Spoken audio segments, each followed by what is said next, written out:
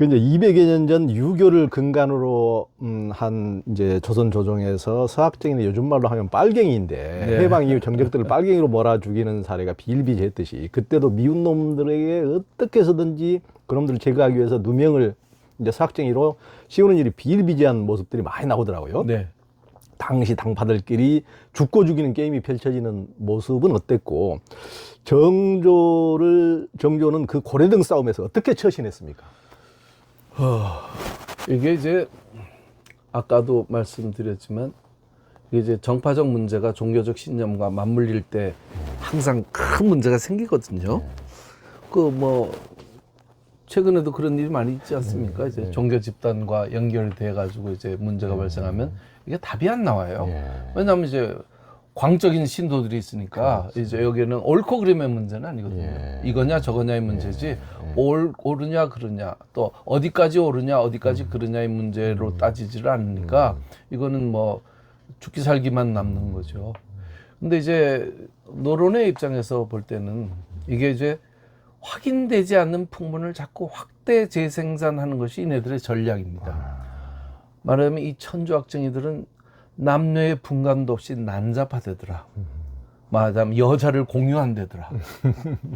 그 다음에 한 방에서 남녀가 그냥 분간별도 없이 섞여가지고 예배 드린다고 미사를 드린다고 이러고 있으니 이 안에서 무슨 일이 벌어지겠느냐. 강상을 파괴한다. 윤리를 파괴한다. 그래가지고 이게 이제 국가의 윤리를 무너뜨리는 이제 사악한 집단으로 이제 몰고 나가기 위해서 이제 남녀 문제, 조상 제사 문제. 그래서 국가에서 포기할 수 없는 마지노선을 얘들이 자꾸 건드린다고 이제 하니까 만일 그게 사실이라면 임금으로서도 이걸 받아들일 수가 없는 카드를 들고 이제 자꾸 문제를 제기하는 거죠. 근데 이거는 실체가 없는 거거든요. 실제로 뭐 그렇지도 않았고, 뭐 한방에서 예배를 드렸다고 해서 이네들이 난잡한 행동으로 가진 거는 전혀 아예 없는 거고. 그 다음에 뭐 반상의 문제가 없다. 종놈하고 양반대 아녀자들이 같이 앉아가지고 예배를 본다. 이 상상도 할 수 없는 일을 아무렇지도 않게 하는 놈들이다. 이제 이런 걸 가지고 이제 계속 이렇게 이제 덮어 씌우는 거죠. 그러면 이제 이쪽에서는 그게 사실이 아니다라고 이제 밝혀야 되는데 사실이 아니라고 하면 내가 믿긴 믿었다는 걸 전제하고 들어가야 되니까 이제 여기서 이제 또 핸디캡이 있으니까 여기서는 말을 아끼고 저쪽에서는 계속 마이크로다 대고 떠드니까 듣는 사람의 입장에서는 떠드는 소리만 들리지 이쪽은 목소리가 안 들리니까 그렇죠. 저것들이 뭔가 꿀리는 게 있으니까 이게 진실이야. 이래가지고 이제 이쪽만 확성기가 계속 이제 들리는 거죠. 그래가지고 이제 노론의 입장에서는 이거는 특히 남인들이 신서파와 척사파로 갈려서 싸울 때, 공서파로 갈려서 싸울 때 노론의 입장에서는 꽃놀이패예요. 아니 요즘 이제 남인들이 올라와가지고 저것들을 어떻게 처단하나 고민하고 있는데 지들끼리 싸워주네? 지들끼리 패가 딱 갈려가지고 체제공을 물리쳐라 뭐 이러면서 하니까 자기들은 그냥 열심히 해. 밥값 계산해 줄게. 이것만 해도 되는 거예요. 그리고 이제 얘들이 말하자면 신서파의 주축들이 이제 다사나 이런 사람들이니까 이네들이 반격을 하잖아요. 반격을 하면 얘들이 쪼르륵 노론한테 가가지고 도와주세요 그런단 말이에요. 그러니까 이쪽은 연합전선이 되고 이쪽은 이제 외통수가 되는 거죠. 이제 그런 상태에서 노론의 입장에서는 자건 이 제2의 방법으로 자기들은 손 안 내고 코 푸는 그런 효과를 이제 거둘 수 있지만 핵심은 자원 남인들이 미우니까 천주교로 때려잡자 이 전략이거든요. 네. 그러니까 또 우리를 최재공이 같은 남인인데 우리 쪽을 안 돌아보니 저것들을 때려잡자 이 논리거든요. 그렇고 또 민간에서도 이런 일이 비일비재합니다. 말하자면 한 마을에 돈이 많은 집안이 있는데 저 자식이 나한테 내가 돈 좀 꿔달라는데 돈도 안 꿔주고 못되게 굴고 그러면 이제 저 새끼 천주학쟁입니다 하고 고발을 해버리는 거예요. 그러면 그걸로 한 집안 낙인 찍히면 그냥 끝나는 거거든요. 그렇죠. 그러면 이제 가산 다 정몰되고 그 뭐 여자들은 다 노비로 끌려가고 뭐 이렇게 해가지고 모함을 해가지고 한 집안을 아주 풍지박산 네. 만들고 어, 그 집안 재산도 또 다 뺏고. 하는 거죠. 네. 포졸들이 가가지고 다 나눠 가져요. 예. 그뿐 아니라 이제 고을 사또들도 마음에 안 드는 놈들이 있으면 이제 찍어가지고 잡아 넣는 거예요. 그리고는 그 재산을 자기가 다 이렇게 가져는 그런 경우들이 많죠. 그러니까 박장설이 상소를 했을 때도 정조의 대답 속에도 그런 말이 나옵니다. 말하자면 요런 기회를 틈타 가지고 사사로운 원한을 풀려고 무고하거나 그러니까. 무고한 백성을 망측한 죄에 빠뜨리는 짓을 하면 내가 절대로 가만 안 둔다. 정조 멋져. 네. 정조가 그러니까 척사라는 것이 일종의 정권 싸움의 빌미에 불과하다는 것을 빌미의 하나라는 것을 그러니까. 파악했던 거죠. 그러니까 네. 이거를 기화로 너희들의 정파의 이익을 추구하는 놈들은 용서하지 않겠다. 예. 이제 그렇게 이제 말을 으름장을 놔준 거죠. 보호막을 해준 거죠. 예. 그러니까 지금 이제 전국의 그때 그 여당은 노론이고 그럼요. 야당은 남인인데 어찌됐든 남인을 이제 정조가 무대에서 노론 정권에 맞서려고 그러는데 네. 남인 내에서 지금 용어가 자중질환이 이제 일어난 공서파 신서파가 네. 용어가 많이 나오는데 시청자한테 공서파 신서파를 좀 설명 좀 약간만 해주시죠. 용어 자체가 공서파는 서학을 천주교를 공격하는 파고 신서파는 서학을 신앙하는 파죠. 믿는 예, 파죠. 예, 예. 근데 이게 전부 성호 제자들이거든요. 그렇죠. 성호의 좌파가 이제 권철신, 이기양, 뭐 홍낙민 이런 사람들이고 예, 예. 여기 다 천주교 예. 쪽으로 다 나중에 그걸로 다 죽는 사람들이고 다산도 다 예. 다산 형제 이벽 다 걸로 예. 걸려 있죠. 예. 그런데 안정복을 위시한 그쪽 그룹들이 있어요. 예. 이 원로 그룹들. 그렇죠. 이쪽들은 전부 공격하는 파, 공서파. 완전히 태계의 정맥을 이어서 우리의 정통을 이어가지고 이제 성호 선생의 항맥을 조선의 정맥으로 세우자 예. 이런 식의 이제 사유를 가진 사람들이니까 예. 이 여기서 이제 부딪혀요. 예. 안정복하고 권철신 집안하고 다 사돈 사위고 그렇거든요. 예. 권일씨는 사위예요. 예. 그런데도 결국은 다 천천지 원수가 되죠. 그러니까. 천천지 원수가 되고 하는데 그게 결국은 그러니까 그 안에서도 자중질환이 일어나는데 남인의 입장에서는 안정복의 입장에서는 안정복도 나쁘다고 할 수가 없어요. 예. 그분도 훌륭한 학자 아닙니까? 예. 그분의 입장에서는 모처럼 잡은 남인들의 복귀의 기회를 저 면 미꾸라지가 다 흐려놓는다고 생각하는 거예요. 왜냐하면 그렇지. 서학을 받아들일 수가 없으니까 자기들 그렇지, 논리로는. 그렇지. 그러니까 최재공이 왜 저 미친놈들한테 정신이 팔려가지고 예. 우리 남인한테 100년 만에 찾아온 기회를 저렇게 그러니까. 발로 차버리는가. 예. 지금 노론하고 맞서야 되는데 우리 내 그렇죠. 자중 질환. 그래가지고 심지어는 자기들끼리 이런 이야기를 해요. 이거는 두 과부의 싸움이다. 과부 없는 가난한 과부 둘이 싸우면 남는 게 뭐가 있냐는 거 아무것도 없는데 왜 우리는 가난한 과부 같은 둘이 이렇게 싸우고 앉았냐고 이렇게 이제 탄식하는 이야기가 그네들의 글 속에 나오거든요. 그렇죠. 그러니까 이런 게 이제 이것도 다 말하자면 국가 개혁의 중심축을 이제 개방이나 또 저쪽 서학과의 어떤 전맥을 통해서 새로운 국가의 비전을 제시하는 자고 하는 것이 이제 그러니까 신서파들의 네. 이제 생각이었다면 예.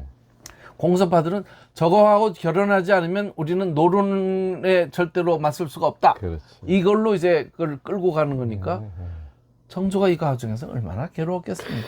힘들죠. 둘이 힘을 합쳐가지고 합쳐도 자기도 시원찮은데. 합쳐서 지금 노론과 맞서야 되는데. 지들끼리 죽여라 싸우고 그러니까. 저놈 죽여야 된다. 죽여도 그냥 더 잔인하게 이야기를 해요. 그 사람들이. 그러니까 막 그냥 갈아 마셔도 시원찮다고 다산이 말하는 사람도 있거든요. 그래가지고 그런 사람들이 이제 계속 같이 이렇게 가니까 그게 이제 정조로서는 스텝이 계속 꼬이는 거예요. 보이지. 아, 쓸만하면 야, 왜 그러냐? 왜 이렇게 내 뜻대로 안 되냐? 너 잠깐 곡상가 있어. 너 금정 갔다가 와.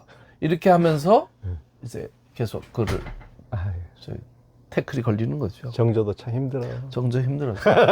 너무 힘들었어. 정조 힘들었어요. 정조 힘들었어요. 그 이제 다산은 그 금정에서 이제 내포의 천주교 지도자인 이존 인창을 이제 체포한 공로를 앞세워서 조정에서 이제 정조가 은밀히 이제 이제 그 다산을 금이 환영시켜가지고 네, 다시 네, 복권 네, 네, 이제 네. 조정으로 금이 환영시킨다고 그러니까 이종창 체포를 내세워서 다시 등용되는 것은 나는 절대 안 하겠다. 극구 반발 고집을 피워가지고 정조의 노여움을 샀잖아요. 네, 왜, 네. 왜 그랬을까요? 아, 정조 말들 죽어도 안 들어, 이건. 예. 그러니까 다산은 정조 입장에서는 아 내가 밥상 다 차려주고 어? 판 다 깔아줬는데 아 이 자식이 말을 안 듣네.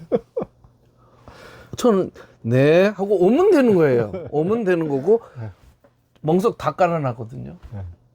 근데 다산이 이전창에 존자만 들어가도 저는 안 갑니다. 이렇게 이제 나온 거예요. 이거는 좀 복합적이죠. 다산의 입장에서 볼 때는 대단히 미묘하고 복합적인 문제입니다. 자기가 천주교에 지금 몸을 담았던 것도 분명한데 천주교 때려잡은 공을 가지고 자기가 정계에 복귀하게 되면 이거는 일단 양심의 문제죠. 일단 양심의 문제고 그리고 이 낙인이 계속 자기 꼬리표로 달아다니는 것을 저는 원치 않았던 것이 아닌가 이런 생각이 우선은 들어요. 우선은 들고 그리고 자기가 그 외에도 다른 증명을 많이 냈는데 왜 하필 그거를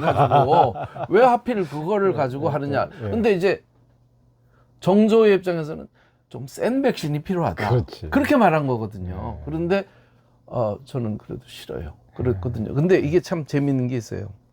충청도 관찰사가 바뀌거든요. 이정훈으로 바뀌거든요. 이정훈, 이이군 형제가 다산하고 아주 친합니다. 근데 이이군의 아들이 천주교 신자예요. 또 골수 신자예요. 그 집안이 또 문제의 집안이에요. 그래가지고 그 아버지가 자기 아들을 독약을 먹여서 죽여버려요. 그러니까. 천주교를 거부하니까. 아니, 그러니까 천주교 배교하라니까 안 하니까 말을 안 들으니까. 배교하니까 배교를 거부하니까 독약을 먹여 죽여버려요. 이게 평생 갑니다 그 집안에. 근데 그 이이군은 다산이 금정찰방할 때 동작나루까지 와가지고 잘 갔다 와 하고 위로했던 사람이에요. 그렇게 가까웠던 사람이고 편지가 되게 많이 남아있어요 문집에도. 그랬던 사람인데 그 당시에 그 유경이라는 사람이 충청도 관찰사로 있다가 이제 좌천 잘려요. 잘리는데 그 잘리게 된 배경에 다산이 있습니다. 왜 그 공주 곡창 비리 그렇죠. 고발하는 시를 다산이 쓰잖아요. 공주 이제 곡창 행정에 이제 여러 가지 비리가 많았어요. 그래서 그 비리를 고발하는 시를 그 지역 인사 두 사람을 통해서 듣고는 고발하는 시를 써주거든요. 그것도 어떻게 보면 그 두 사람이 서암강학에 참여하는 사람이에요. 그게 일종의 주고받은 거죠. 너 참석해. 그럼 내가 써줄게. 그래가지고 그거를 써서 이게 이제 공론화가 되면서 이제 결국 이 사람이 파면을 당해요. 그리고 그 자리에 자기 편인 이정훈이가 내려가게 된 겁니다. 내려가면서 정조가 네가 가서 제가 이존창 건거에 이렇게 공을 세웠으니까 얼마나 훌륭한 공인지를 올려가지고 재빨리 복귀시키시죠라는 건의문을 나한테 올려라. 이렇게 오더를 준 거예요. 그러니까 다산을 올려라. 석방에 이제 건의문을 올려라. 이렇게 이제 이야기를 한 거죠. 그러니까 이제 그럴 때 다산이 가만히 있으면 되는데 근데 문제가 뭐냐면 너 자세한 내용을 잘 모르지. 그러니까 다산한테 네 동생 보내가지고 좀 전후 사정을 물어가지고 그 내용이 좀 구체적으로 좀 들어가게 보고서에 들어가게 올려라. 그러니까 이제 다산이 이제 그걸 거부한 거거든요. 내 이름과 이존창을 엮어서 그 공로로 하는 구체적인 디테일이 들어가는 것은 난 거부한다. 그걸로 하면 난 안 가겠다. 이렇게 하니까 정조로서는 역정이 난 거죠. 이 자식이 말이야. 번번이 내가 어떻게 해주려고 그러면 그런다고 그래가지고 이제 확 이제 잘려가지고 그다음 1년 동안 아무 데도 못 갔지 않습니까? 그때 다산이 서울에 올라가서 쓴 최재공한테 보낸 편지 이런 거 시 같은 게 이제 문집에 있어요. 그 시에 보면 최재공이 파티에 초대를 해도 안 가요. 손님이 있어서 못 가서 죄송합니다라고 쓰면서 그 시를 보면 또 행간에 빼도록만 내가 왜 안 갔냐 하면 이런 내용이 들어가 있어요. 그게 이제 결국은 뭐냐면 좀 받아주지. 내가 안 간다 그랬다고 이렇게 안 넣어주냐? 이제 그런 내용이 들어가 있는 거예요. 그러니까 그 96년이죠. 96년 서울에 복귀해서 1월부터 11월에 복귀할 때까지 그 11달 동안의 시를 보면 계속 다산이 툴툴거리고 심통 부리고 다른 사람한테 편지 쓰고 시 쓰는데 시를 보면 다 그런 행간이 깔려 있어요. 나 할 만큼 했는데 왜 이렇게 나를 놔두느냐. 그게 자기를 놔두는 게 아니라 자기 그룹을 놔둔다는 거예요. 왜냐하면 그 최재공의 친위 그룹들을 이렇게 방치해도 찬밥으로 방치해서 되느냐. 우리를 다시 복귀시켜라 라는 사인을 계속 보내죠, 다산이. 그런데 이제 그런 면에서 이렇게 보면 참 그런 맥락이 좀 있습니다. 다산도 그 자기 양심의 가책이 있었겠지만 정제로서도 정말 그러니까 내 말 좀 드려야지만 내가 그렇게 말하는 것은 하나도 안 듣고 거짓말 피우면서 그렇죠. 어떻게 뭐 복귀 명분이 그때는 명분사니까 명분이 있어야 될 거 아니냐. 니를 이렇게 딱 지금 노려보고 있는 눈이 몇 갠데. 거기다가 이제 또 다산은 여기가 이제 주무무 문제하고 결부가 돼 있는 것도 좀 작용했을 거라고 저는 생각이 듭니다. 복합적이죠. 예. 그 이승우는 조선의 서학을 전한 최초의 인물인데요. 네. 그는 다산의 누이의 남편, 즉 자영인데 이승우가 다산은 서학으로는 이제 뗄래야 뗄 수 없는 긴밀한 관계를 맺고 있는데 천주교로서 결국 이승훈이 사형을 당해 죽을 당시 서로 등을 돌리고서 완전히 서로 막가는 길로 가버렸다 그러는데 왜 그렇게 됐습니까? 그건 이제 이승훈 형제 캐릭터와 관련이 이승훈, 이치훈. 이치훈 캐릭터와 관련이 있는데 그 당시 그 공서파 서학을 공격하는 파에 있었던 남인들이 쓴 책이 누람기략하고 송담유록 같은 책이 있습니다. 이 책에 보면 이제 이네들의 행태가 너무너무 자세하게 다산의 협박이라든가 이런 것들이 거기 다 나오거든요. 이렇게 나쁜 놈들이었다라고 이제 설명하기 위한 건데 그 중에 다산은 협박한 이야기는 썼지만 나쁜 놈이라고는 한 번도 말하지 않았어요. 요 놈들이 주축이었다라고는 말해도 이 나쁜 놈 이렇게 말하지는 않았거든요. 이 이승훈 형제는 처음부터 끝까지 전부 사악하고 교활하고 간교하고 권모술수에 능하고 말로 할 수가 없었다 이렇게 나와요. 그 이승훈의 부인이 다산 누나거든요. 다산 누나니까 그래서 나중에는 처음에 저 이기경이 문제가 이기경이라는 사람이 이제 그 정미 반해 사건 때 그 87년 정약용이가 지금도 천주교 스타디를 하고 있습니다 라고 이제 고발을 했거든요. 고발을 한 것도 아니에요. 그 옆에 홍나간이라는 놈이 그 소리를 듣고는 같이 고발하자 그랬단 말이에요. 그러니까 얘가 나는 그래도 내 친구인데 싫어 그랬단 말이에요. 그러니까 이제 그런 복잡한 과정이 있었는데 이기경은 다산하고 친했어요. 그래서 다산을 보호하려고 미리 다산한테 와가지고 야 지금 이런 분위기니까 너 빨리 잘못했다 그러고 빨리 끝내라. 이 정도면 끝날 것 같아. 이렇게 이제 저쪽의 움직임을 기팀을 해줬어요. 그러니까 다산이 놀래가지고 이승훈한테 바로 갔죠. 그래서 그 이야기를 야 이런데 이거 우리 어떡하냐 큰일 났다. 이게 우리 해명하는 상소 올리고 잘못했다 그러자. 그러니까 이승훈이 뭐라 그러냐면 그래? 저 자식이 그렇게 말했다는 거지. 우리 뒤통수 치자. 그래가지고 자기를 도와주려고 했던 이기경의 말을 거꾸로 이용해가지고 뒤통수를 쳤어요. 그래 그 결과로 이기경이가 상복을 입고 자기 아버지 상중에 상복을 입고 함경도에 기항을 해요. 그러니까 이제 원한이 맺혀져. 예. 엄청난. 불공대천의 원수가 된 거죠. 같이 이제 하늘을 이고 살 수가 없는 원수가 된 거죠. 그런데 그거를 주도한 것이 이승훈 형제거든요. 지가 그렇게 말했는데 우리가 왜 믿었다고 자백해? 우리는 딱 잡아떼야지. 그러니까 다산이 그러면 안 돼. 여기서 털고 가자. 그런데 너는 가만히 있어 자식 하면서 계속 야단을 치거든요. 이래가지고 그때 못 털었어요. 그런데 그러니까 이기경이가 이제 저쪽에서 뒤통수를 치니까 사실은 그게 아니었다고 해명을 하려고 최재공을 찾아가요. 상복을 입고. 최재공이 그거 뭐 벼슬도 안 한 놈을 만나주겠습니까? 알았어. 내가 알아서 해볼게. 해놓고는 하나도 안 도와줬어요. 그러니까 이제 너무너무 다급해가지고 상복을 입은 채로 상소문을 올려요. 상주는 그런 짓을 하면 안 되거든요. 뒤 아버지 상을 당한 놈이 임금한테 정치적인 문제를 가지고 상소를 올리니까 정조가 거기서 완전히 넘어가가지고 귀양 보내. 석방 없는 귀양 보내. 이렇게 보내는 거거든요. 그러니까 이기경의 입장에서는 너무너무 분하고 억울한 거예요. 내가 다산 쥐들 도와주려고 그랬는데 어떻게 이렇게 뒤통수를 치냐. 그러니까 다산은 그게 미안하니까 계속 그 집에 가가지고 돈 주고 생활비 대주고 자기 그 아들 과외도 해주고 이러면서 계속 미안하다는 표시를 해요. 그러니까 뒤통수 친 이승훈하고 자기하고 막 싸우고. 그래가지고 그 누랑 귀락에 보면 그것 때문에 오누이의 관계가 다산하고 지 누나의 관계도 틀어졌다는 거예요. 그 정도로 했고 그래도 금정 시절까지만 해도 둘은 좋았어요. 왜냐하면 서암강학을 같이 했거든요. 같이 했는데 나중에 죽었기 때문에 이름을 뺀 것뿐이거든요. 그래가지고 그때까지도 좋았는데 맨 마지막에 의군부 공처 쪽의 기록을 보면 이 이치훈이는 진짜 건물술사의 귀재거든요. 화신이에요.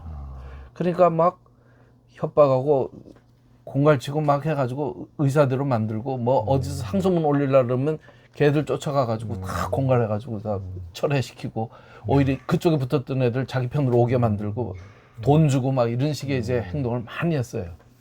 그래가지고 마지막에 형장에 붙들려 가서도 다산은 자기 형 이야기를 물으면 눈물을 줄줄 흘리면서 어떻게 형을 고발합니까?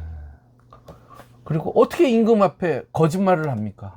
임금한테는 거짓말을 유명한 명언이에요. 임금한테는 거짓말을 할 수가 없고 형제의 일은 고발할 수가 없습니다.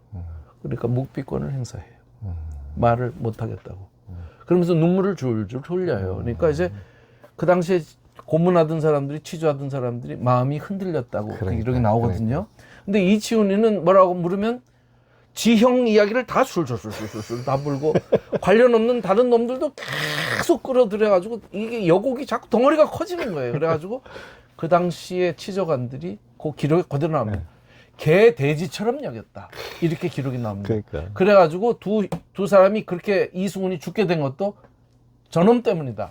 이 정약용은 그런 태도를 보였고 반성하는 태도를 보이기 때문에 살려서 귀양을 보낸 거고 이승훈이가 죽었던 것은 그런 태도, 반성을 하지 않는 그 이치훈의 그런 태도, 그다음에 다른 사람을 끌어들이는 그런 간교함, 평소에 잃었던 신망 이런 것 때문에 이제 그렇게 된 것이다라고 설명하고 있죠. 그러니까 이제 그런데 맨 마지막에 추한급 구간이라고 조선 왕조에서 기록한 그 기록이 있거든요. 취조 기록이 있습니다.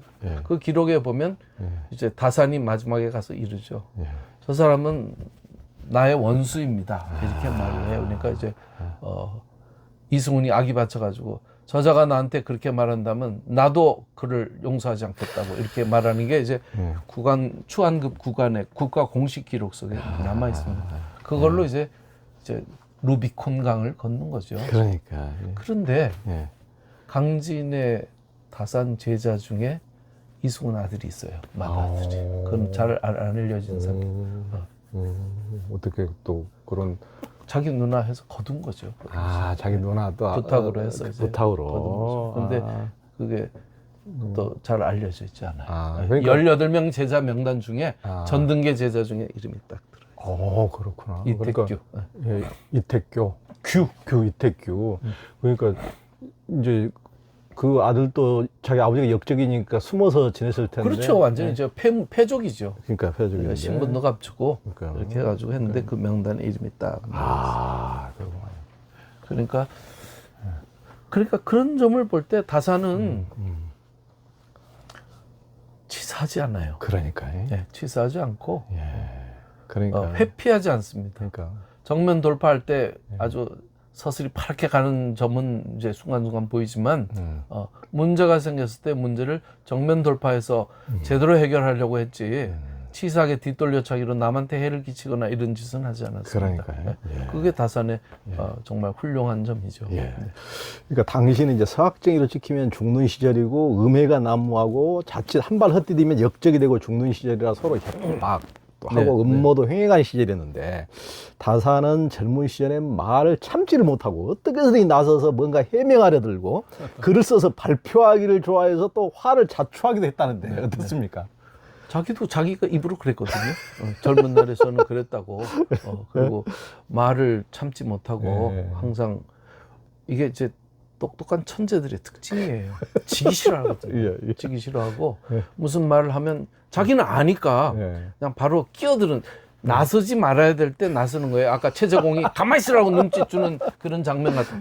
그 다행히 문제가 잘 해결됐으니까 이제 가슴을 쓸어내렸지만 그게 남인이 죽느냐 사느냐 문제가 걸린 그런 차원에서 새파란 놈이 어른들 이야기하는데 끼어들어가지고 문제 없습니다 이렇게 말하니까 얼마나 당황했겠어요. 그러니까 최재공이 막 놀래가지고 그냥 확 급해가지고 야단을 치는 그 눈짓으로 막 제지하는 그런 이야기도 나오는데 이게 천재들이 갖는 하나의 어떤 그 속성이죠. 자기 재주를 못 이기는 거죠. 일단 그래서 그냥 일단 말이 먼저 나오는 겁니다. 말이 먼저 나오는데 그게 이제 뭐 합리적인 처방을 워낙 많이 냈으니까 정조의 입장에서도 이제 그렇게 이제 했는데 실제로 이사만이 그 다산한테 자명소 쓰지 말라고 비방을 막는 방법에 대해서 물으니까 지방지술 비방을 그치게 하는 방법은 뭐냐?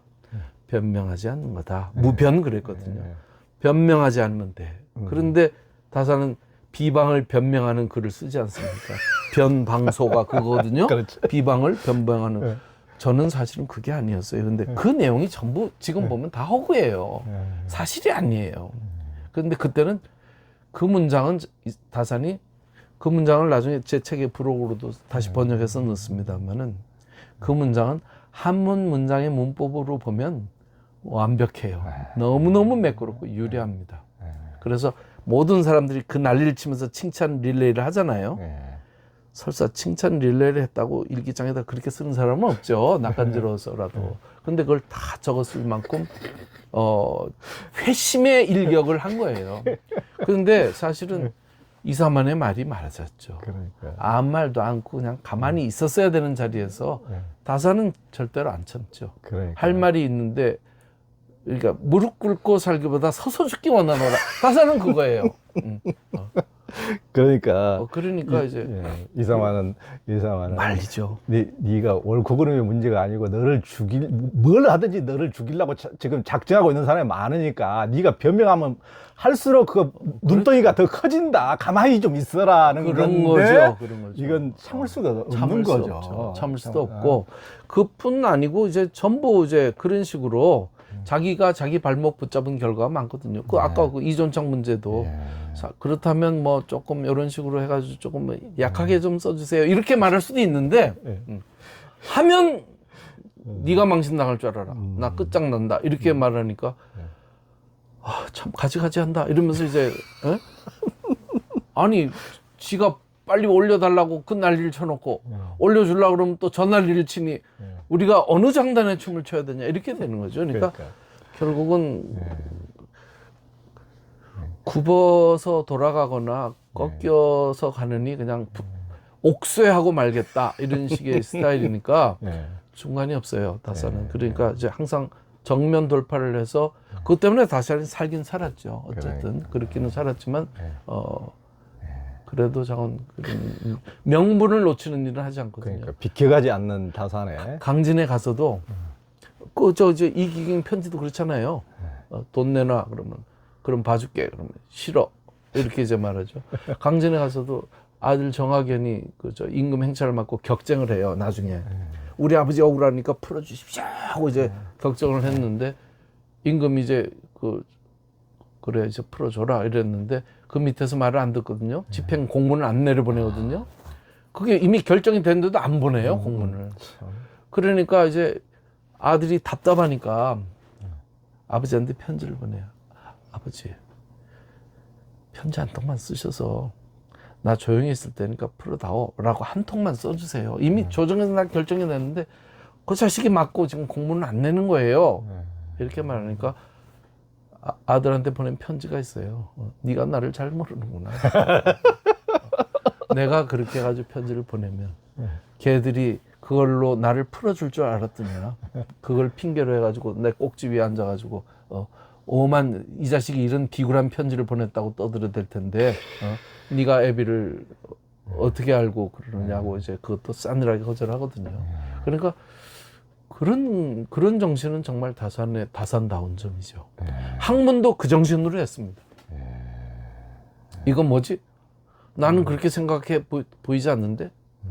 그러면 따져가지고 그게 대상이 주자라도 퇴계라도 성호라도 다 공격하는 거죠. 그 대신에 논거를 대고 근거를 하니까 그것을 비난하려면 다산이 제시한 논거를 반박해야 돼요.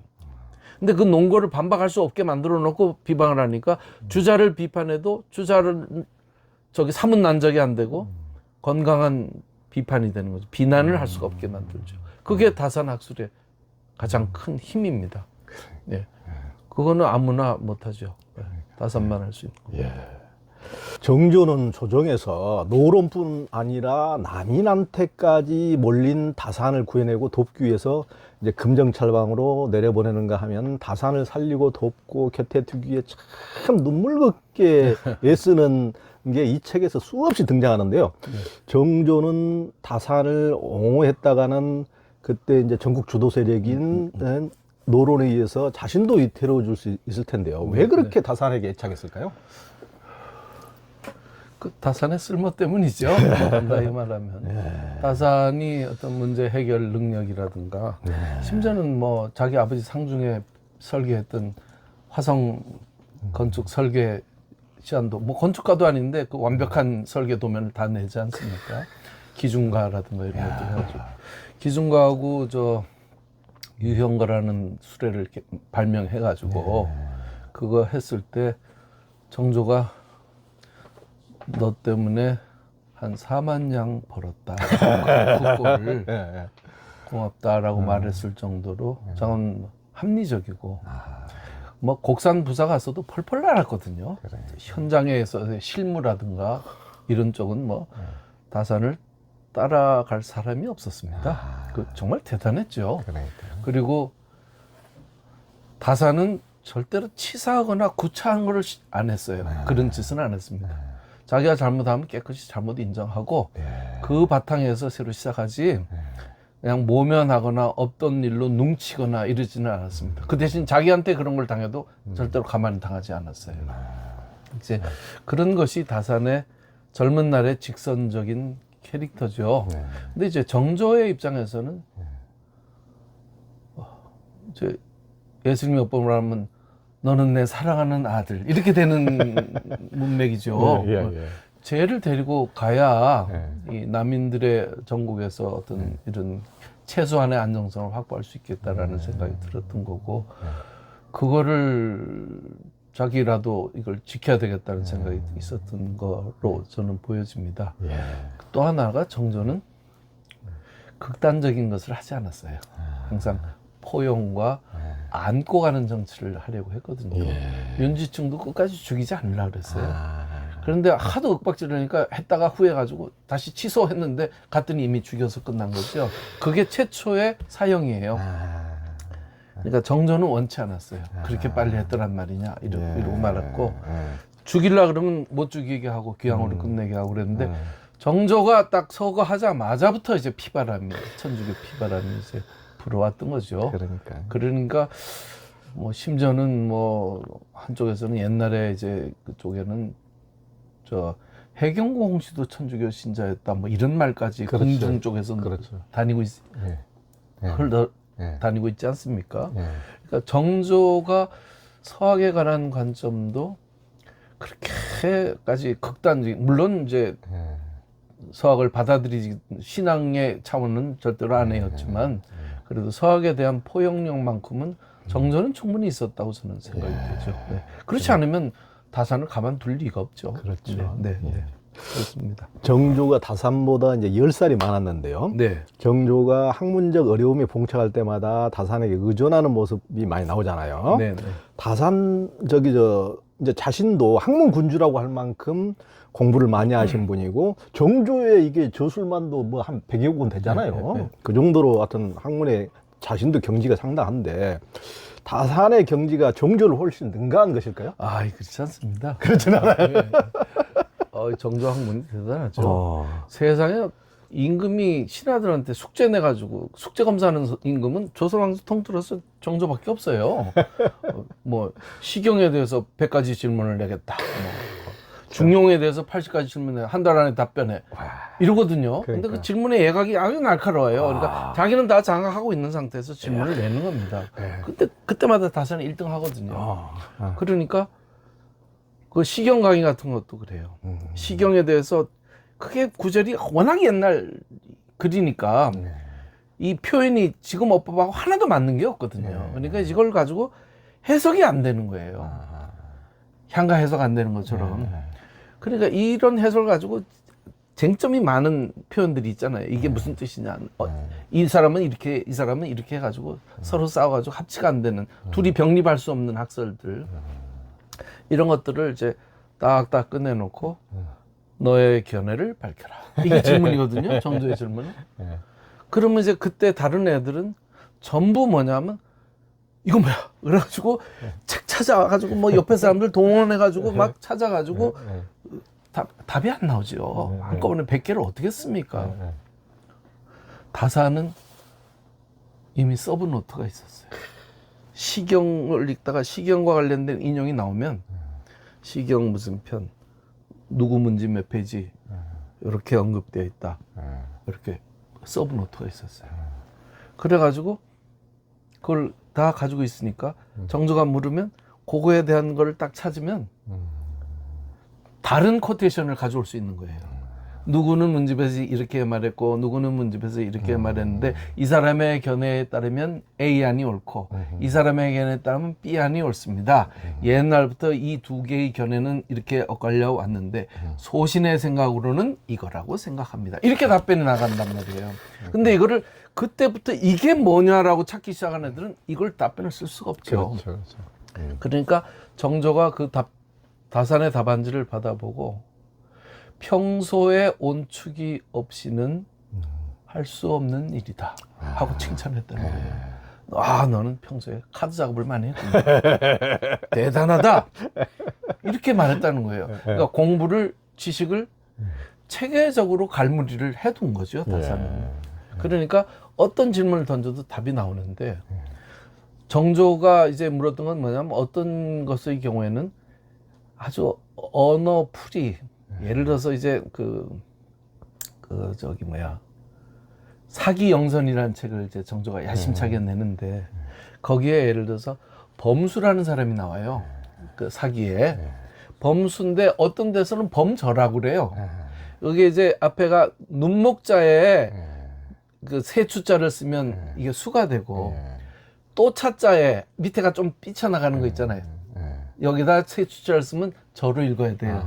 근데 이게 이렇게 옛날 글을 보면 이게 나무목인지 눈목인지 또 차자인지를 알 수 없잖아요.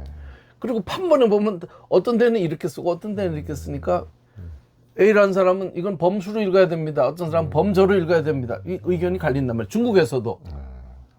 그러면 이제 다사는 한나라 때 누가 쓴 이 기록에 의하면 이것을 운자로 이렇게 썼으니까 이거는 저로 읽는 것이 맞습니다. 이렇게 답변이 나온단 말이에요. 논거를 대가지고. 둘 중에 하나 중에 나는 둘 다 옳다고 말할 수도 없잖아요. 그런 거는 이거 아니면 저거니까. 그런데 다사는 제일 오래된 고전 한나라 때의 인용을 가지고 이 사람은 저로 읽었는데요. 이렇게 갖다 들이대면 정조가 해결하지 못한 문제를 해결했구나. 이렇게 되는 거죠. 그리고 자기 조선에서 내온 사기영선의 책에 정확하게 또 차자로 딱 새기는 거죠. 그렇게 되면 이제 중국에서 볼 때도 이것들 제법 하네. 이렇게 이제 되는 근거가 있는 건데 이걸 다 보고서를 내게 하는데 아까 규영일록 잠깐 쓴 거에도 보면 그런 보고들이 다 들어가 있습니다. 어떤 글자를 어떻게 고치고 어떤 것들을 왜 고쳐야 되는지에 대한 설명인데 그 설명을 듣고는 정조가 알터니가 빠진 것 같다. 이렇게 말하거든요. 왜냐하면 정조의 입장에서도 어떻게 옳은지를 알 수가 없는데 다사는 근거를 대가지고 말하니까 그거는 뭐 인정할 도리밖에 없죠. 그러니까 이제 다산의 학문은 이미 그때도 그랬어요. 그랬는데 그러니까 정조가 모든 면에서 다산보다 못해서 물은 것이 아니고 이제 질문한 지점에 대한 다산의 답변이 훌륭했던 거고 해결하지 못하는 문제를 다산은 해결할 수 있었던 거죠. 예. 그러니까 정조가 워낙 탁월한 군주였고 정조를 만족시킬 만한 그렇습니다. 신하들이 많지 않았는데 가련들을 썩썩 긁어서 그러니까 그렇구만요. 마음을 쉬는 휴심정에 오신 당신을 환영합니다. 두려움과 불안, 화, 우울, 외로움의 한 생각을 쉬어버리니 사랑과 기쁨이 가득합니다. 평화로운 생각과 언행으로 자신과 세상을 이롭고 밝게 만드시는 당신을 존경하고 축복하고 찬탄합니다.